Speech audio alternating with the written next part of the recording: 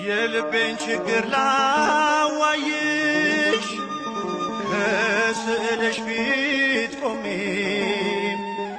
እንባዬ ቀድሞ ዝም አልኩኝ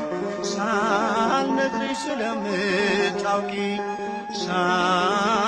ስለምታውቂ ኪዳነ ምሕረት እናቴ ሚስጥረኛዬ ጓዳዬ የጎደለኝን ታውቂያለሽ ካፌ ሳይወጣ ሳልነግርሽ የልቤን ችግር ላዋይሽ ከስዕልሽ ፊት ቆሜ እንባዬ ቀድሞ ዝም አልኩኝ ሳልነግርሽ ስለምታውቂ